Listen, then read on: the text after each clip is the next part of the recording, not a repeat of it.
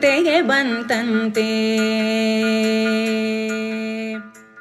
ಶ್ರೀ ಗುರುಭ್ಯೋ ನಮಃ.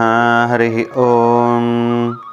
ಕಲ್ಯಾಣಾದ್ಭುತಗಾತ್ರಾಯ ಕಾಮಿತಾರ್ಥಪ್ರದಾಯಿನೇ ಶ್ರೀಮದ್ವೆಂಕಟನಾಥಾಯ ಶ್ರೀನಿವಾಸಾಯ ತೇ ನಮಃ. ಅಭ್ರಮಂ ಭಂಗರಹಿತಂ ಅಜಡಂ ವಿಮಲಂ ಸದಾ ಆನಂದತೀರ್ಥಮತುಲಂ ಭಜೆ ತಾಪತ್ರಯಾಪಹಂ. ದುರ್ವಾದಿಧ್ವಾಂತರವಯೇ ವೈಷ್ಣವೇಂದೀವರೇಂದವೇ ಶ್ರೀರಾಘವೇಂದ್ರಗುರವೇ ನಮೋ ಅತ್ಯಂತದಯಾಲವೇ. ಸುಧೀಜನಸುಮಂದಾರಂ ಸುಧೀಂದ್ರಸುತಸುಪ್ರಿಯಂ ಸುಷಮೀಂದ್ರಗುರುಂ ವಂದೇ ಸುಜಯೀಂದ್ರಕರೋದ್ಭವಂ. ಸುಷಮೀಂದ್ರಕರಾಬ್ಜೋತ್ಥಂ ರಾಘವೇಂದ್ರಗುರುಪ್ರಿಯಂ ಸುಯತೀಂದ್ರಗುರುಂ ವಂದೇ ಮೂಲರಾಮಾರ್ಚನೇರತಂ. ಮನ್ಮನೋಭೀಷ್ಟವರದಂ ಸರ್ವಾಭೀಷ್ಟಫಲಪ್ರದಂ ಶ್ರೀಪುರಂದರಗುರುಂ ವಂದೇ ದಾಸಶ್ರೇಷ್ಠಂ ದಯಾನಿಧಿಂ. ಜಗದ್ಗುರು ಶ್ರೀಮನ್ಮಧ್ವಾಚಾರ್ಯ ಮೂಲಮಹಾಸಂಸ್ಥಾನದಲ್ಲಿ ಅಧುನಾ ಪೀಠ ವಿರಾಜಮಾನರಾದ ಪರಮಪೂಜ್ಯ ಶ್ರೀ ಶ್ರೀ ಸುಬುಧೇಂದ್ರ ತೀರ್ಥ ಶ್ರೀಪಾದಂಗಳವರ ಚರಣ ಯುಗಳಗಳಿಗೆ ಶಿರಸಾಷ್ಟಾಂಗ ನಮಸ್ಕಾರವನ್ನು ಸಲ್ಲಿಸುತ್ತೇವೆ. ದಾಸರೆಂದರೆ ಪುರಂದರ ದಾಸರಯ್ಯ, ಗೀತಾ ನರ್ತನದಿಂದ ಕೃಷ್ಣನ್ನ ಪೂಜಿಸುವ ಹುತಾತ್ಮ ಪುರಂದರ ದಾಸರಿವರಯ್ಯ. ಈ ಮಾತುಗಳು ಸಾಮಾನ್ಯರದ್ದಲ್ಲ. ಕರ್ನಾಟಕ ಇತಿಹಾಸ ಕಂಡಂತಹ ಅತ್ಯಂತ ಶ್ರೇಷ್ಠ ಸಾಮ್ರಾಜ್ಯವಾದ ವಿಜಯನಗರ ಸಾಮ್ರಾಜ್ಯದ 6 ಚಕ್ರವರ್ತಿಗಳನ್ನು ಪೋಷಿಸಿದ ಶ್ರೀ ಶ್ರೀ ವ್ಯಾಸರಾಜ ಗುರು ಸಾರ್ವಭೌಮರದ್ದು. ಪುರಂದರ ದಾಸರ ವ್ಯಕ್ತಿತ್ವವನ್ನು ಊಹಿಸಲಿಕ್ಕೆ ಶ್ರೀ ಗುರು ವ್ಯಾಸರಾಜರ ಈ ಮಾತುಗಳೇ ಸಾಕು ಅಲ್ವಾ. ಅದಕ್ಕೆ ಪುರಂದರದಾಸರು ಸರ್ವಾಭೀಷ್ಟ ಫಲಪ್ರದರು, ದಾಸಶ್ರೇಷ್ಠರೂ ದಯಾನಿಧಿಗಳೂ ಆಗಿದ್ದಾರೆ. ನಾರದ ಮಹರ್ಷಿಗಳೇ ಶ್ರೀ ಪುರಂದರದಾಸರಾಗಿ ಅವತಾರ ಮಾಡಿ ಭಕ್ತರ ಉದ್ಧಾರಕ್ಕಾಗಿ ಕನ್ನಡ ಭಾಷೆಯಲ್ಲಿ ಪದ ಪದ್ಯ ಸುಳಾದಿಗಳನ್ನು ರಚನೆ ಮಾಡಿದ್ದಾರೆ ಎಂಬುದು ಎಲ್ಲ ಜ್ಞಾನಿಗಳ ಸಮ್ಮತದ ಅಭಿಪ್ರಾಯ.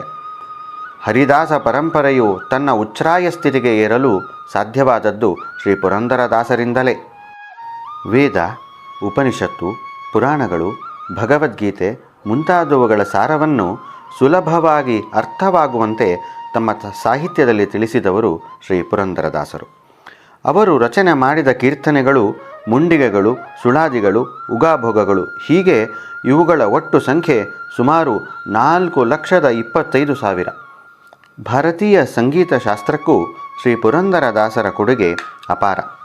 ಕರ್ನಾಟಕ ಸಂಗೀತವನ್ನು ಕಲಿಸುವ ಮೂಲಭೂತವಾದ ಸ್ವರಾವಳಿಗಳು, ಅಲಂಕಾರ, ಗೀತೆ ಮುಂತಾದವುಗಳನ್ನು ರಚಿಸಿದವರು ಶ್ರೀ ಪುರಂದರದಾಸರು.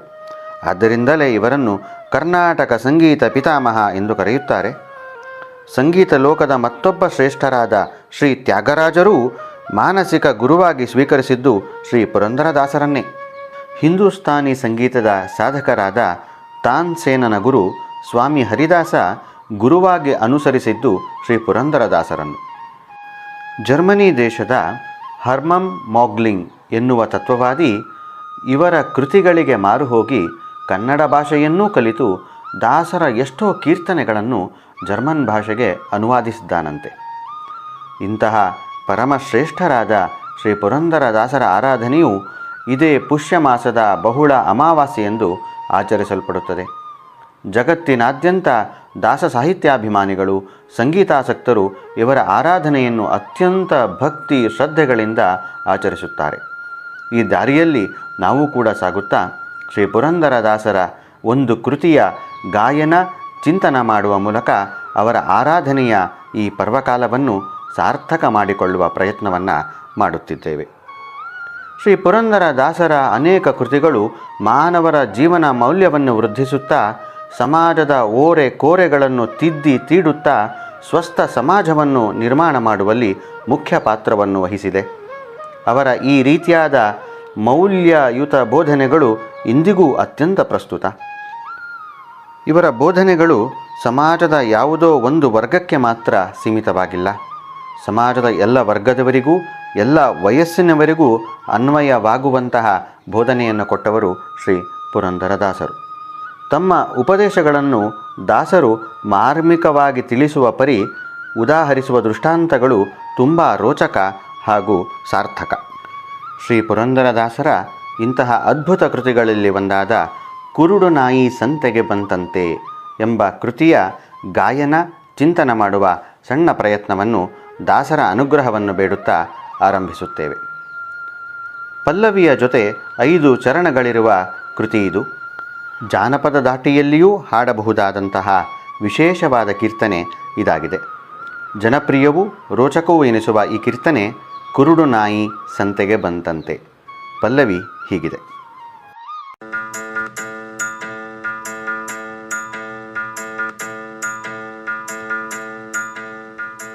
ಕುರುಡು ನಾಯಿ ಸಂತೆಗೆ ಬಂತಂತೆ, ಕುರುಡು ನಾಯಿ ಸಂತೆಗೆ ಬಂತಂತೆ, ಅದು ಯಾಕೆ ಬಂತೋ ಕುರುಡು ನಾಯಿ ಸಂತೆಗೆ ಬಂತಂತೆ, ಅದು ಯಾಕೆ ಬಂತೋ ಕುರುಡು ನಾಯಿ ಸಂತೆಗೆ ಬಂತಂತೆ, ಅದು ಯಾಕೆ ಬಂತೋ ಕುರುಡು ನಾಯಿ ಸಂತೆಗೆ ಬಂತಂತೆ, ಅದು ಯಾಕೆ ಬಂತೋ.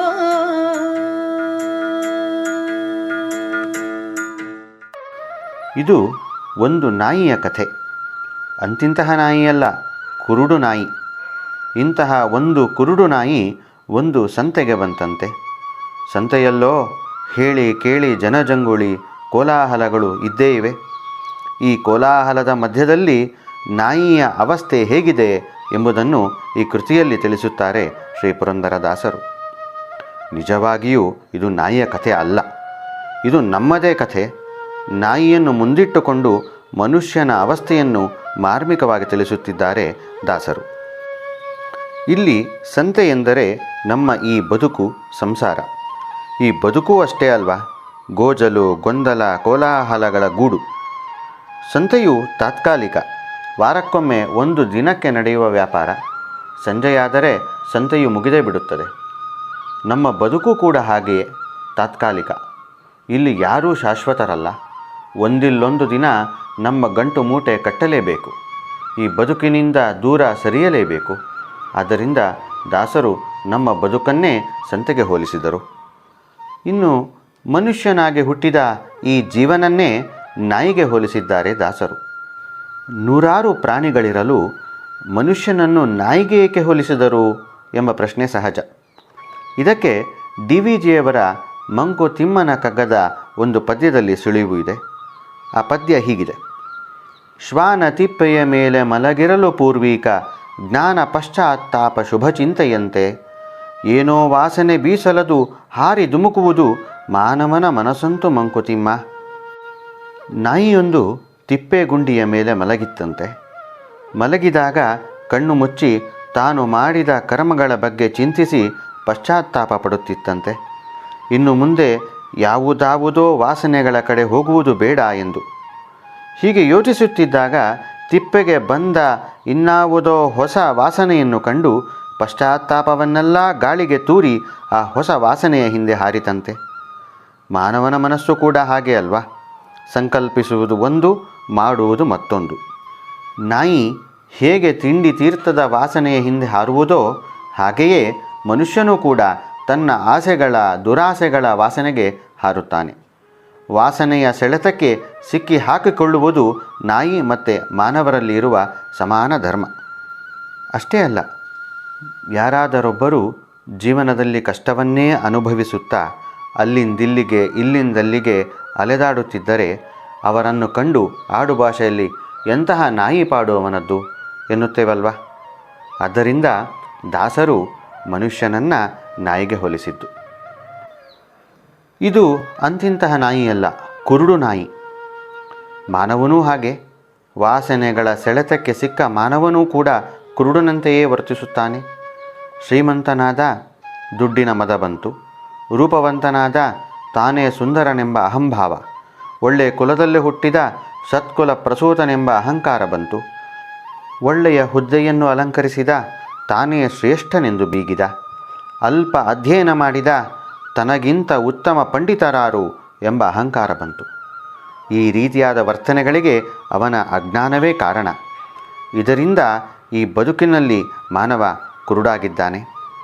ಇದನ್ನೇ ಕಾಟಕೋಪನಿಷತ್ತು ಸುಂದರವಾಗಿ ಹೀಗೆ ಹೇಳುತ್ತದೆ, ಅಂಧೇನೇವ ನಿಯಮಾನ ಯಥಾಂಧಾಹ ಎಂದು.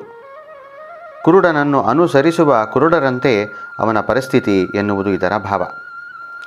ಹೀಗೆ ಅಜ್ಞಾನದಿಂದ ಕುರುಡನಾದ ಮಾನವ ಈ ಬದುಕಿನಲ್ಲಿ ಬಂದಿದ್ದಾನೆ. ಎಂತಹ ದುರವಸ್ಥೆಯನ್ನು ಅವನು ಅನುಭವಿಸಬೇಕಾಗಿದೆ. ಇದನ್ನು ಮರುಕಪಟ್ಟು ದಾಸರು ಹೇಳುತ್ತಾರೆ, ಅದು ಯಾಕೆ ಬಂತೋ ಎಂದು.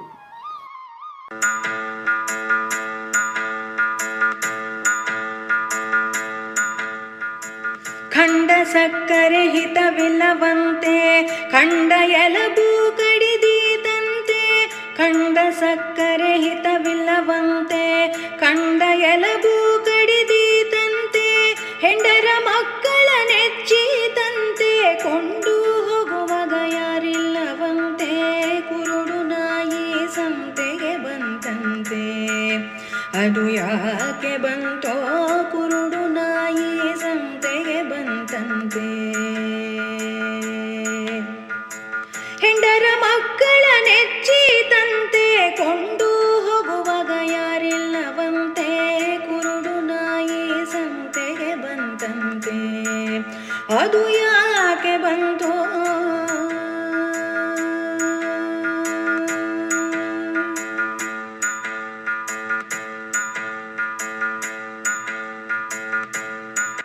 ಕುರುಡು ನಾಯಿ ಈ ಸಂತೆಗೆ ಬಂದದ್ದಾಯಿತು. ಇಲ್ಲಿ ಅದರ ವರ್ತನೆ ಹೇಗಿದೆ ಎಂಬುದನ್ನು ತಿಳಿಸುತ್ತಾರೆ ದಾಸರು.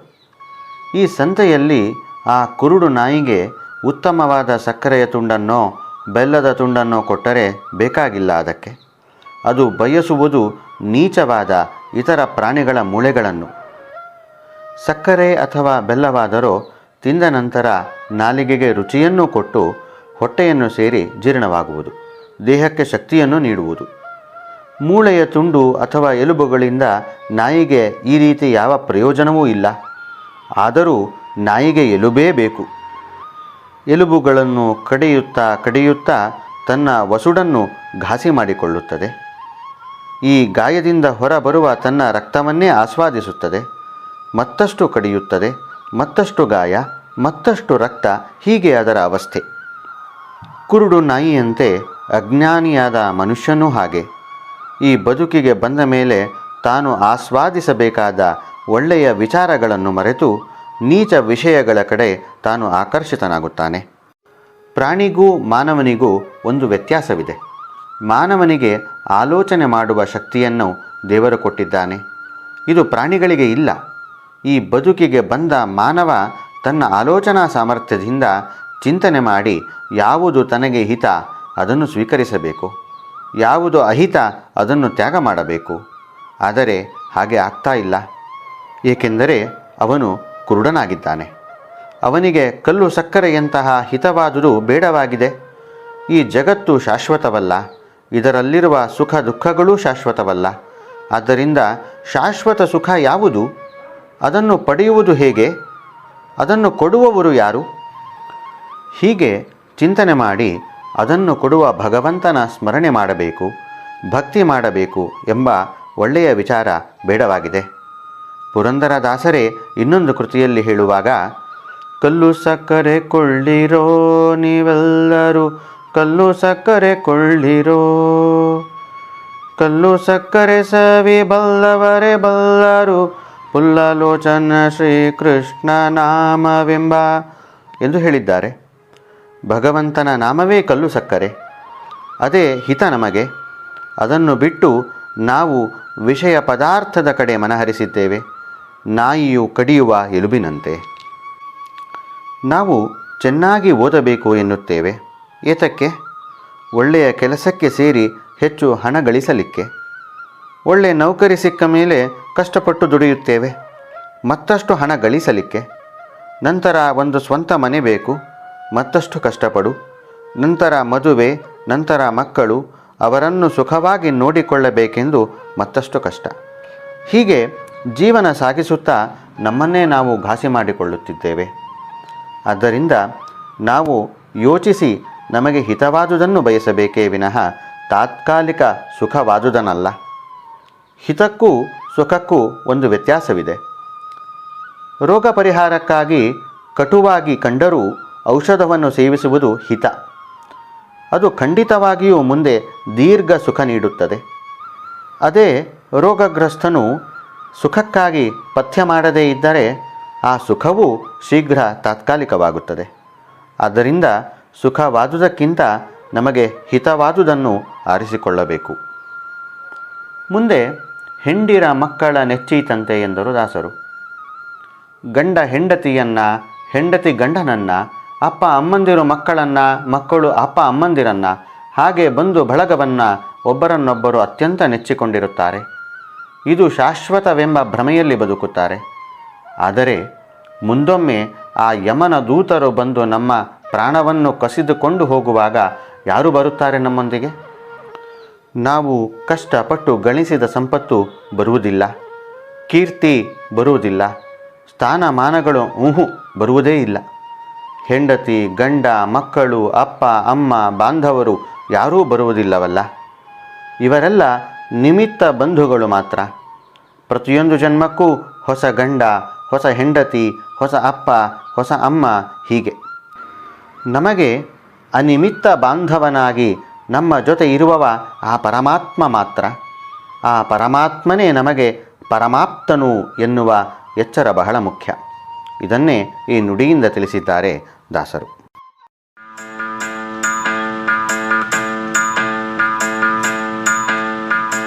ಭರದಿ ಅಂಗಡಿ ಹೊಕ್ಕೀತಂತೆ ತಿರುವಿದೊಣ್ಣೆಲಿ ಇಕ್ಕಿದರಂತೆ.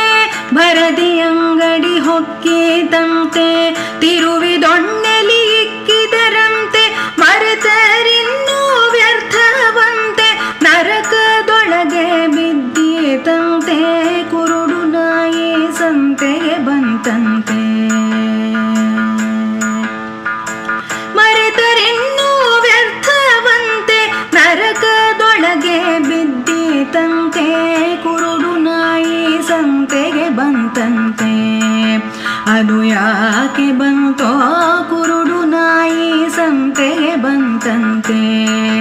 ಅದು ಯಾಕೆ ಬಂತೋ ಕುರುಡು ನಾಯಿ ಸಂತೆಗೆ ಬಂತಂತೆ. ಅದು ಯಾಕೆ ಬಂತೋ.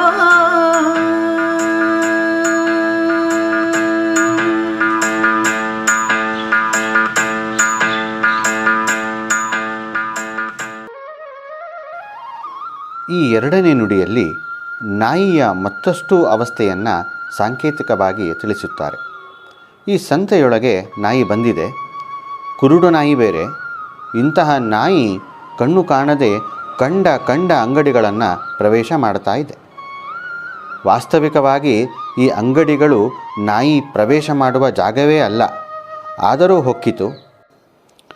ಇದಕ್ಕೆ ಪ್ರತಿಕ್ರಿಯೆಯಾಗಿ ಅಂಗಡಿಯವನು ದೊಣ್ಣೆಯಲ್ಲಿ 4 ಬಡಿದು ಹೊರಗೆ ಅಟ್ಟಿದ ಆ ನಾಯಿಯನ್ನು. ಏಟು ತಿಂದ ನಾಯಿ ಸುಮ್ಮನಾಯಿತಾ ಅಂದರೆ ಇಲ್ಲ, ತಿಂದ ಏಟನ್ನು ಮರೆಯಿತು.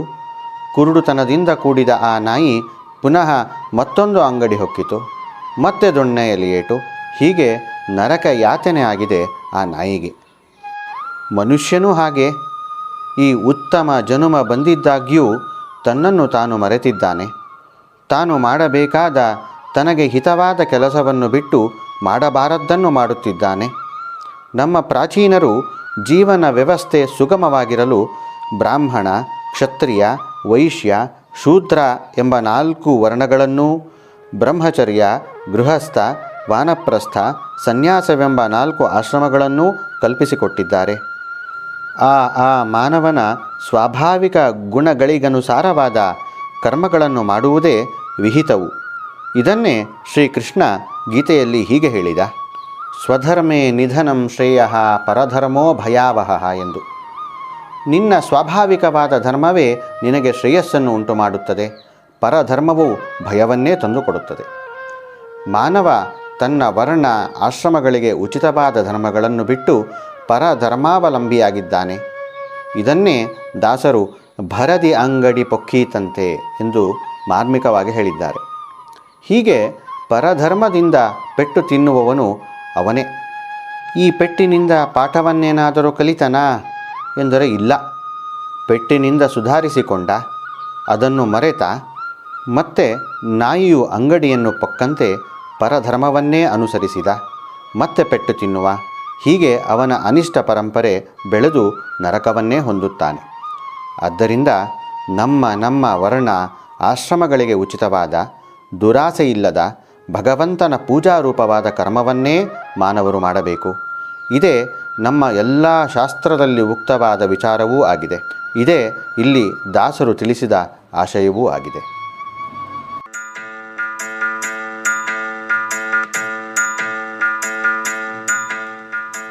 ವೇದಶಾಸ್ತ್ರವನ್ನೋದಿತಂತೆ ಗಾದೆಯ ಮಾಡಿ ಬಿಟ್ಟಿತಂತೆ. ವೇದಶಾಸ್ತ್ರವನ್ನೋದಿತಂತೆ ಗಾದೆಯ ಮಾಡಿ ಬಿಟ್ಟಿತಂತೆ. ಹಾದಿ ತಪ್ಪಿ ನಡೆದು ಯಮನ ಬಾಧೆಗೆ ಗುರಿಯಾಯಿತಂತೆ. ಕುರುಡು ನಾಯಿ ಸಂತೆಗೆ ಬಂತಂತೆ, ಅದು ಯಾಕೆ ಬಂತೋ ಕುರುಡು ನಾಯಿ ಸಂತೆಗೆ ಬಂತಂತೆ. ಹಾದಿ ತಪ್ಪಿ ನಡೆದು ಯಮನ ಬಾಧೆಗೆ ಗುರಿಯಾಯಿತಂತೆ. ಕುರುಡು ನಾಯಿ ಸಂತೆಗೆ ಬಂತಂತೆ, ಅದು ಯಾಕೆ ಬಂತೋ.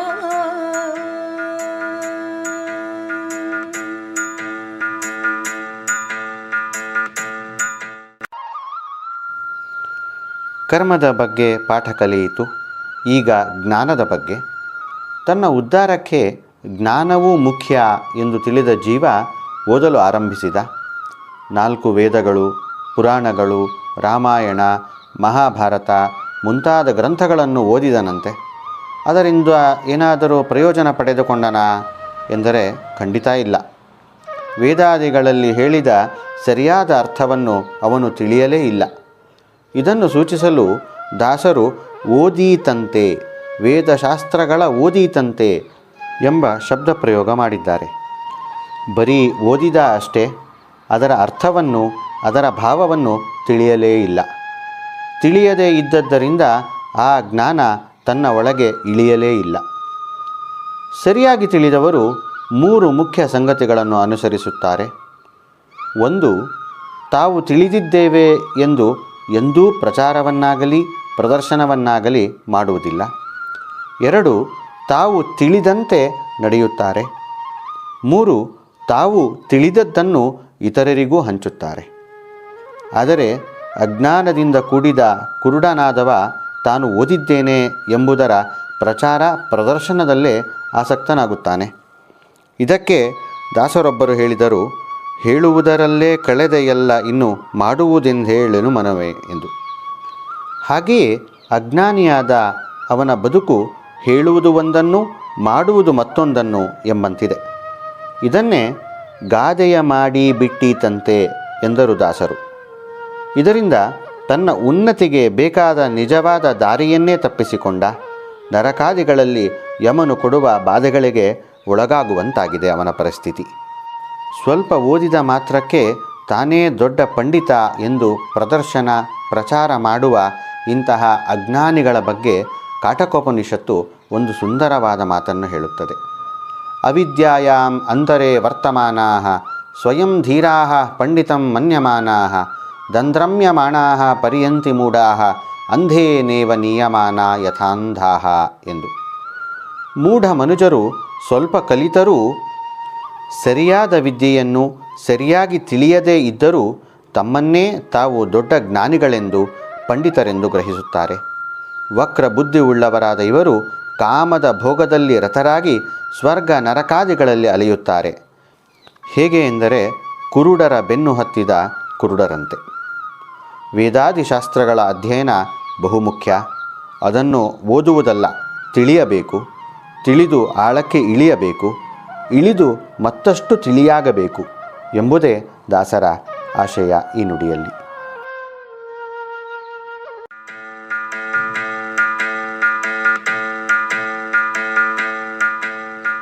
ನಾನಾ ಜನ್ಮವೆತ್ತೀತಂತೆ ಮಾನವನಾಗಿ ಹುಟ್ಟಿತಂತೆ.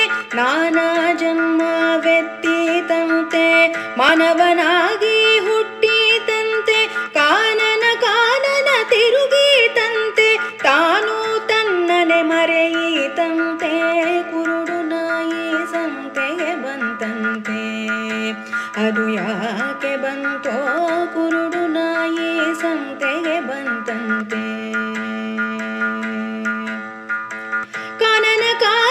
ತಿರುಗೀತಂತೆ ತಾನು ತನ್ನನೆ ಮರೆಯೀತಂತೆ ಕುರುಡು ನಾಯಿ ಸಂತೆಗೆ ಬಂತಂತೆ ಅದು ಯಾಕೆ ಬಂತೋ ಕುರುಡು ನಾಯಿ ಸಂತೆಗೆ ಬಂತಂತೆ ಅದು ಯಾಕೆ ಬಂತೋ.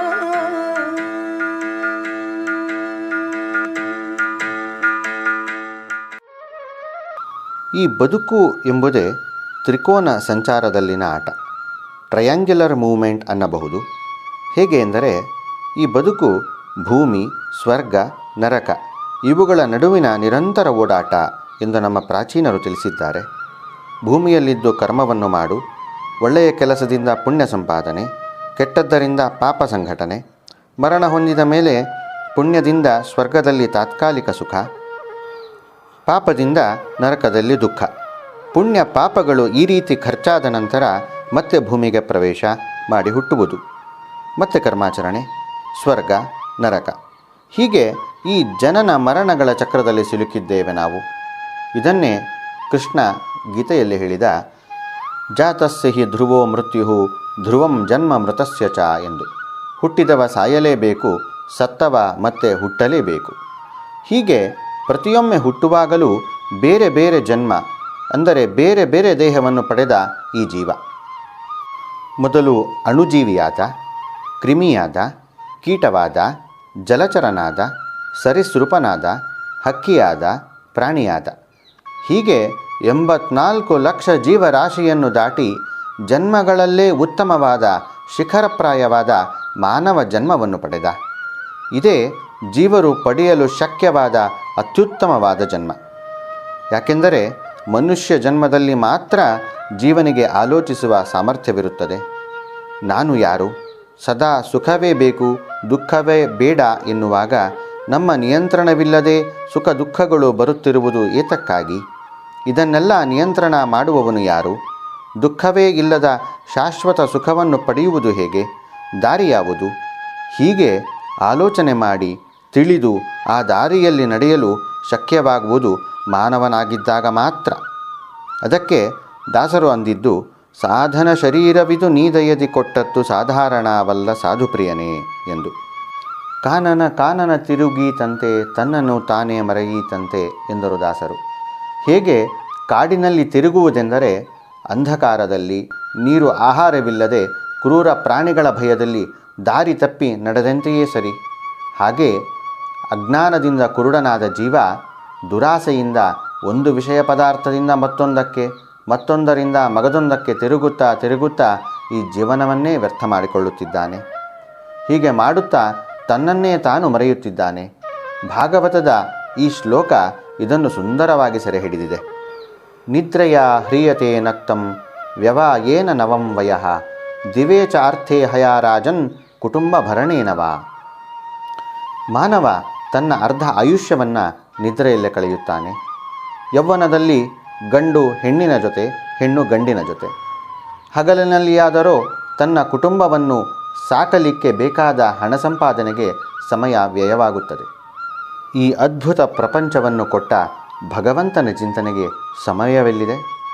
ಸಾಧನೆ ಮಾಡದೆ ವ್ಯರ್ಥವಾಗುತ್ತಿದೆ ಈ ಜನ್ಮ ಎಂಬುದನ್ನು ಇಲ್ಲಿ ಎಚ್ಚರಿಸಿದ್ದಾರೆ ದಾಸರು.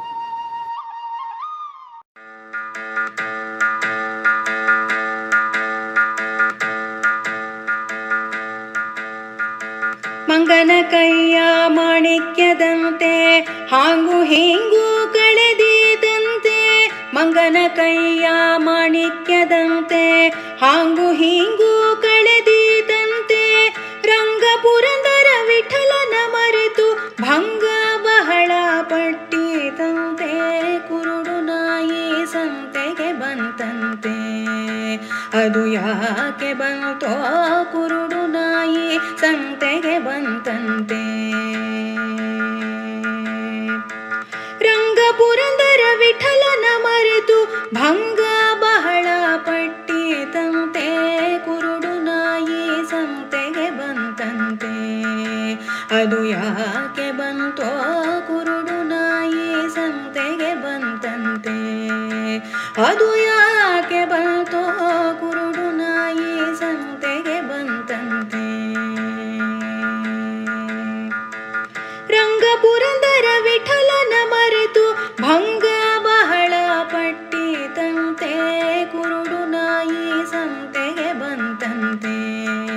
ಅದು ಯಾಕೆ ಬಂತೋ ಕುರುಡು ನಾಯಿ ಸಂತೆಗೆ ಬಂತಂತೆ. ಕುರುಡು ನಾಯಿ ಸಂತೆಗೆ ಬಂತಂತೆ. ಕುರುಡು ನಾಯಿ ಸಂತೆಗೆ ಬಂತಂತೆ. ಸಂತೆಗೆ ಬಂತಂತೆ. ಸಂತೆಗೆ ಬಂತಂತೆ.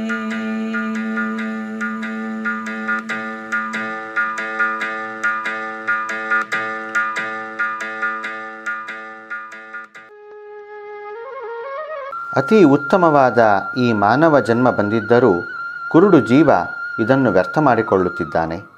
ಇದು ಮಂಗನ ಕೈಯಲ್ಲಿ ಮಾಣಿಕ್ಯ ಕೊಟ್ಟಂತಾಯಿತಲ್ವ.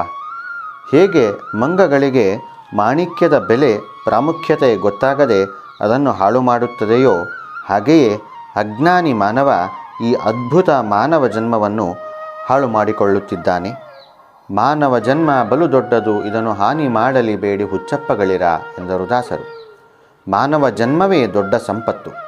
ಜ್ಞಾನ ಸಂಪಾದನೆ ಮಾಡಿ ನಿಷ್ಕಾಮ ಕರ್ಮ ಮಾಡಿ ಭಗವಂತನ ಇರುವಿನ ಎಚ್ಚರವನ್ನು ಪಡೆದು ಈ ಜನನ ಮರಣ ಚಕ್ರದಿಂದ ಪಾರಾಗಿ ಶಾಶ್ವತ ಸುಖವನ್ನು ಪಡೆಯಲು ಇರುವ ಏಕೈಕ ಸಾಧನ ಈ ಮಾನವ ಶರೀರ. ಈ ಶರೀರವನ್ನು ಸಾಧನೆ ಮಾಡಲು ಹಚ್ಚುವುದನ್ನು ಬಿಟ್ಟು ಹುಚ್ಚು ಭೋಗಗಳಿಗೆ ಕೊಂಡೊಯ್ದರೆ ಎಷ್ಟು ವ್ಯರ್ಥವಲ್ಲವೇ. ಬಾಲಕರಿದ್ದಾಗ ಧರ್ಮಾಚರಣೆ ಸಲ್ಲ, ಇನ್ನೂ ಚಿಕ್ಕವರು ಎನ್ನುತ್ತೇವೆ.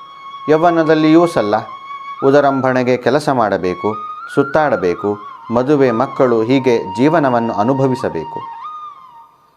ವಯಸ್ಕರಾದಾಗ ನೂರಾರು ಚಿಂತೆಗಳು, ಮಕ್ಕಳ ಭವಿಷ್ಯ, ಅವರ ಮದುವೆ, ನಿವೃತ್ತಿ ಜೀವನ ಮುಂತಾಗಿ. ನಿವೃತ್ತಿಯಾದ ಮೇಲಂತೂ ತನ್ನನ್ನು ತಾನು ಸಂಭಾಳಿಸುವುದೇ ತನ್ನ ವೃತ್ತಿ. ಆದ್ದರಿಂದ ಧರ್ಮಾಚರಣೆಗೆ ನಮಗೆ ಸಮಯವೇ ಇಲ್ಲ. ಹಾಂಗೂ ಹೀಗೂ ಸಮಯವನ್ನು ಕಳೆದೇ ಬಿಟ್ಟಿದ್ದೇವೆ. ಇದರಿಂದ ಇಹವನ್ನೂ ಕಳೆದುಕೊಂಡಂತಾಯಿತು, ಪರವನ್ನೂ ಕಳೆದುಕೊಂಡಂತಾಯಿತು. ಈ ವಿಚಾರದಲ್ಲಿ ತೈತ್ತರೀಯೋಪನಿಷತ್ತಿನ ಈ ಮಂತ್ರವನ್ನು ನಾವು ತಿಳಿಯಲೇಬೇಕು, ತಿಳಿದು ಅನುಸರಿಸಲೇಬೇಕು. ಏತದ್ವೈ ಮುಖತೋನ್ನಗಂ ರಾಧಂ ಮುಖತೋಸ್ಮ ಅನ್ನಗಂ ರಾಧ್ಯತೆ. ಏತದ್ವೈ ಮಧ್ಯತೋನ್ನಗಂ ರಾಧಂ ಮಧ್ಯತೋಸ್ಮ ಅನ್ನಗಂ ರಾಧ್ಯತೆ. ಏತದ್ವಾ ಅಂತತೋನ್ನಗಂ ರಾಧಂ ಅಂತತೋಸ್ಮ ಅನ್ನಗಂ ರಾಧ್ಯತೆ. ಇದರ ಸಾರ ಹೀಗಿದೆ. ನಾವು ನಮ್ಮ ಆಯುಷ್ಯದ ಆರಂಭದಲ್ಲಿ ಭಗವಂತನನ್ನು ಆರಾಧಿಸಿ ಚೆನ್ನಾಗಿ ಒಲಿಸಿಕೊಂಡರೆ ಮುಕ್ತಿಯಲ್ಲಿ ಭಗವಂತನ ಮುಖ ಚೆನ್ನಾಗಿ ತೋರುತ್ತದೆ. ಮಧ್ಯ ವಯಸ್ಸಿನಲ್ಲಿ ಆರಾಧಿಸಿದರೆ ಭಗವಂತನ ಮಧ್ಯಭಾಗ ಮಾತ್ರ ತೋರುತ್ತದೆ. ಅಂತ್ಯಕಾಲದಲ್ಲಿ ಆರಾಧನೆ ಮಾಡಿ ಒಲಿಸಿದರೆ ಭಗವಂತನ ಪಾದದ ದರ್ಶನ ಮಾತ್ರ ಸಾಧ್ಯ. ಆದ್ದರಿಂದ ಭಗವಂತನ ಸಂಪೂರ್ಣ ದರ್ಶನ ಮಾಡಬೇಕಾದರೆ ನಾವು ನಮ್ಮ ಬಾಲ್ಯದಿಂದ ಆರಂಭಿಸಿ ವೃದ್ಧಾಪ್ಯದವರೆಗೂ ಭಗವಂತನನ್ನು ಒಲಿಸಬೇಕಾಗುವುದು ಬಹುಮುಖ್ಯ. ಕೊನೆಗೆ ದಾಸರು ರಂಗ ಪುರಂದರ ವಿಠಲನ ಮರೆತು ಭಂಗ ಬಹಳ ಪಟ್ಟೀತಂತೆ ಎಂದರು. ಈ ಸಂಸಾರಕ್ಕೆ ಬಂದಂತಹ ಜೀವ ಹೀಗೆ ಅನೇಕ ಕಷ್ಟಗಳನ್ನು ಅನುಭವಿಸುತ್ತಾನೆ. ಇದಕ್ಕೆ ಕಾರಣ ಆ ಜೀವ ಪುರಂದರ ವಿಠಲ ನಾಮಕನಾದ ಭಗವಂತನನ್ನು ಮರೆತಿದ್ದರಿಂದ. ಹಾಗಾದರೆ ಪುರಂದರ ವಿಠಲನ್ನ ಮರೆಯಬಾರದು.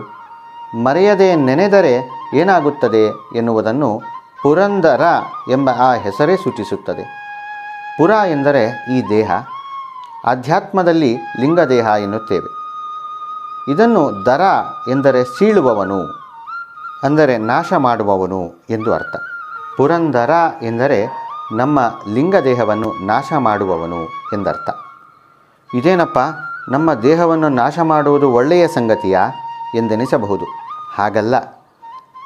ಎಂದು ನಮ್ಮ ಲಿಂಗದೇಹ ನಾಶವಾಗುತ್ತದೋ ಅಂದು ನಾವು ಈ ಜನನ ಮರಣ ಚಕ್ರದಿಂದ ಪಾರಾದೆವು ಎಂದರ್ಥ. ಅದಾದ ನಂತರವೇ ನಮಗೆ ಶಾಶ್ವತ ಸುಖ, ಕಿಂಚಿತ್ತೂ ದುಃಖವಿಲ್ಲದ ಸಂತೃಪ್ತಿಯ ಸುಖ. ಅದಕ್ಕೆ ಪುರಂದರ ವಿಠಲನ್ನ ಮರೆಯಬಾರದು. ಆ ಪುರಂದರ ವಿಠಲ ಸಾಮಾನ್ಯನಲ್ಲ. ದಾಸರು ಹೇಳಿದರು ರಂಗ ಪುರಂದರ ವಿಠಲ ಎಂದು. ಇಲ್ಲಿ ರೋಚಕ ವಿಷಯವಿದೆ. ರಂಗ ಎನ್ನುವ ಶಬ್ದ ಹಲವಾರು ರೀತಿಯಲ್ಲಿ ತೆರೆದುಕೊಳ್ಳುತ್ತದೆ. ದಾಸ ಸಾಹಿತ್ಯದಲ್ಲಿ ಕೃಷಿ ಮಾಡುವವರ ವಲಯದಲ್ಲಿ ರಂಗ ಶಬ್ದಕ್ಕೆ ತುಂಬ ಮುದ್ದಾಗಿರುವವ ಎಂಬುದು ಒಂದು ಅರ್ಥ, ಸುಂದರ ಮುಖಾರವಿಂದ ಉಳ್ಳವ ಎಂಬುದು ಇನ್ನೊಂದು ಅರ್ಥ, ಕರೆದಲ್ಲಿಗೆ ಬರುವವ, ಕರೆದಾಗ ಬರುವವ ಎಂದರ್ಥ ಮತ್ತೊಂದು. ಎಷ್ಟು ಅದ್ಭುತ ಅಲ್ವಾ? ರಂಗಶಬ್ದವನ್ನು ಅದರ ನಿರ್ವಚನದ ಹಿನ್ನೆಲೆಯಲ್ಲಿ ನೋಡುವುದಾದರೆ ರಕಾರ ಕ್ರೀಡಿಸುವವನು ಎನ್ನುವ ಅರ್ಥವನ್ನು, ಗಕಾರ ಜ್ಞಾನಾತ್ಮಕ ಎನ್ನುವ ಅರ್ಥವನ್ನು ನೀಡುತ್ತದೆ. ಈಗ ರಂಗ ಎಂದರೆ ಸರ್ವಜ್ಞನಾದ ಆ ಪರಮಾತ್ಮ ಈ ಪ್ರಪಂಚವನ್ನು ತನ್ನ ಕ್ರೀಡೆಯಂತೆ ಸೃಷ್ಟಿ ಮಾಡುತ್ತಾನೆ, ನಿಯಮನ ಮಾಡುತ್ತಾನೆ, ಅದನ್ನು ಲಯವನ್ನು ಮಾಡುತ್ತಾನೆ ಎಂಬ ಅರ್ಥ ಬಂತು. ರಂಗ ಶಬ್ದದ ನಿರ್ವಚನ ಮತ್ತೊಂದು ರೀತಿಯಲ್ಲೂ ತೆರೆದುಕೊಳ್ಳುತ್ತದೆ. ರ ಎಂದರೆ ರತಿ ಅಥವಾ ಆನಂದ, ಗ ಎಂದರೆ ಜ್ಞಾನ. ಹೀಗೆ ಜ್ಞಾನ ಆನಂದಾತ್ಮಕನು ಎನ್ನುವ ಅರ್ಥಕ್ಕೂ ಅವಕಾಶವಿದೆ. ಹೀಗೆ ರಂಗ ಶಬ್ದದಿಂದ ಹೊರಬಂದ ಈ ವಿಶೇಷವಾದ ಗುಣ, ಕ್ರಿಯಾ, ವ್ಯಾಪಾರವನ್ನು ಪುರಂದರ ವಿಠಲನಲ್ಲಿ ಮರೆಯದೆ ಚಿಂತಿಸಿದರೆ ನಾವು ಭಂಗಪಡಬೇಕಾಗುವುದಿಲ್ಲ, ಯಮನ ಬಾಧೆಗೆ ಗುರಿಯಾಗುವುದಿಲ್ಲ, ನರಕದೊಳಗೆ ಬೀಳುವುದೂ ಇಲ್ಲ. ಶ್ರೀ ಪುರಂದರದಾಸರು ಈ ಕೃತಿಯ ಮೂಲಕ ನಮಗೆ ಕೊಟ್ಟ ಎಚ್ಚರವನ್ನು ಶ್ರದ್ಧೆಯಿಂದ ಸ್ವೀಕರಿಸೋಣ. ದಾಸರು ಹೇಳಿದ ಆ ಕುರುಡು ನಾಯಿಯ ಪಾಡು ನಮ್ಮದಾಗದಿರಲಿ. ಭಗವಂತನನ್ನು ನೋಡಲು ನಮ್ಮ ಕುರುಡುತನ ಹೋಗಲಿ. ಮುಚ್ಚಿರುವ ಈ ಹೊರಗಣ್ಣು ಹಾಗೂ ಒಳಗಣ್ಣು ತೆರೆಯಲಿ. ಆಗ ನಮಗೆ ಅಂತರಂಗದಲ್ಲಿ ಹರಿ ಕಾಣಿಸಿಯೇ ಕಾಣಿಸುತ್ತಾನೆ. ಇದು ಸಾಧ್ಯವಾಗುವುದು ದಾಸರ, ಗುರುಗಳ, ಭಗವಂತನ ಅನುಗ್ರಹದಿಂದ ಮಾತ್ರ. ಭಗವಂತನೇ ಸದಾ ಅವನ ಸ್ಮರಣೆ ನಮ್ಮಲ್ಲಿ ಇರುವಂತೆ ಮಾಡಲಿ. ನಮ್ಮ ಈ ಮಾನವ ಜನುಮ ಸಾರ್ಥಕವಾಗುವಂತೆ ಅನುಗ್ರಹಿಸಲಿ ಎಂದು ಪ್ರಾರ್ಥಿಸೋಣ. ಈ ಸಣ್ಣ ಪ್ರಯತ್ನವು ಭಗವಂತನೇ ನಮ್ಮಲ್ಲಿ ನಿಂತು ಮಾಡಿಸಿದ್ದು ಎನ್ನುವ ಎಚ್ಚರದಿಂದ ಗುರುಗಳಾದ ಶ್ರೀ ಸುಷಮೀಂದ್ರ ತೀರ್ಥರ ಆಶೀರ್ವಾದವನ್ನೂ ನೆನೆಯುತ್ತಾ ಸುಮಧುರವಾಗಿ ಗಾಯನ ಮಾಡಿದ ಶ್ರೀಮತಿ ಪದ್ಮಿನಿ ರಿತ್ತಿ ಹಾಗೂ ಚಿಂತನೆ ಮಾಡಿದ ನಾನು ರಾಜಾಬ ಶ್ರೀಶ ಈ ಸಣ್ಣ ಪ್ರಯತ್ನವನ್ನು ಪುರಂದರ ದಾಸರ ಅಡಿದಾವರೆಗಳಲ್ಲಿ ಭಕ್ತಿಯಿಂದ ಸಮರ್ಪಿಸುತ್ತೇವೆ. ಶ್ರೀ ಕೃಷ್ಣಾರ್ಪಣಮಸ್ತು.